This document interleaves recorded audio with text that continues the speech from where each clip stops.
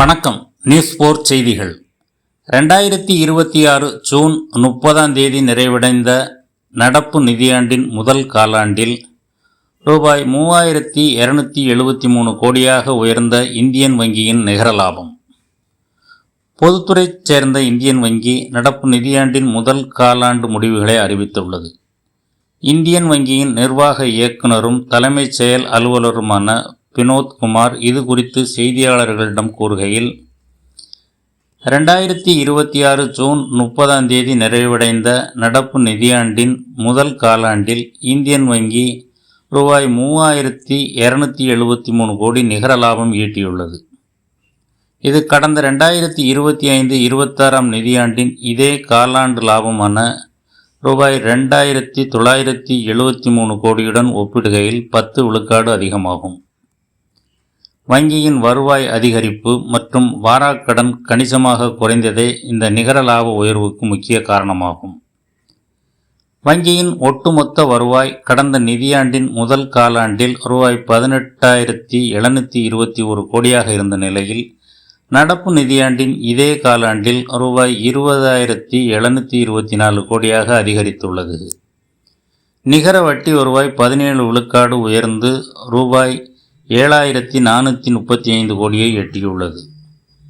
மொத்த வாராக்கடன் கடந்த நிதியாண்டில் 3.01 விழுக்காட்டில் இருந்து தற்போது 1.86 விழுக்காடாக குறைந்துள்ளது. அதேபோல் நிகர வாராக்கடனும் 0.18 விழுக்காட்டிலிருந்து 0.15 விழுக்காடாக சரிந்துள்ளது. வங்கியின் ஒட்டுமொத்த கடன் வழங்கல் 14 விழுக்காடு உயர்ந்து ரூபாய் 6,84,623 கோடியாக உள்ளது.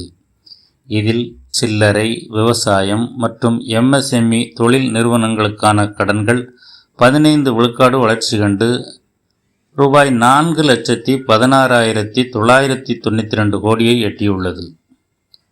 வங்கியின் டிஜிட்டல் பரிவர்த்தனைகளின் பங்கு 95 விழுக்காடாக இருப்பது வங்கியின் தொழில்நுட்பம் சார்ந்த வாடிக்கையாளர் ஈடுபாட்டை முன்னிலைப்படுத்துகிறது.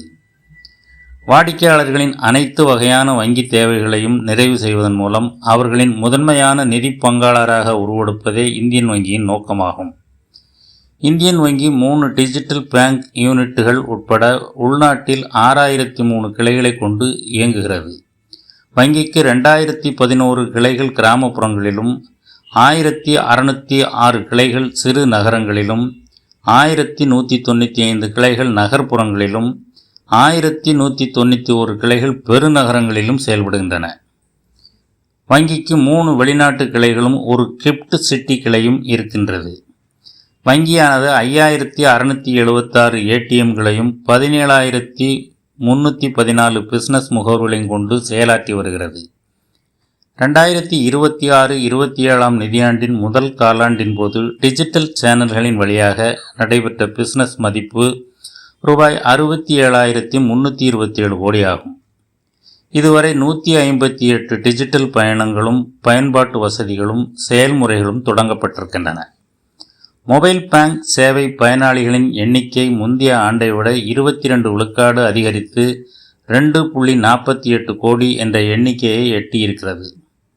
முந்தைய ஆண்டுடன் ஒப்பிடும்போது UPI மற்றும் நெட் பேங்கிங் பயனர்களின் எண்ணிக்கை முறையே 21 விழுக்காடு மற்றும் 3 விழுக்காடு அதிகரித்து 2.77 கோடி மற்றும் 1.19 கோடியாக உயர்ந்துள்ளது.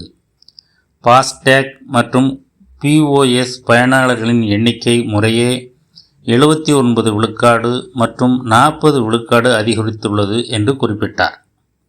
இந்த நிகழ்வின் போது நிர்வாக இயக்குநர்கள் மினி, அசுதோஷ் சௌத்ரி, சிவ் பஞ்சரங் சிங் மற்றும் தலைமை பொது மேலாளர்கள் கலந்து கொண்டனர். நியூஸ் 4 செய்திகளுக்காக வை மாரிமுத்து.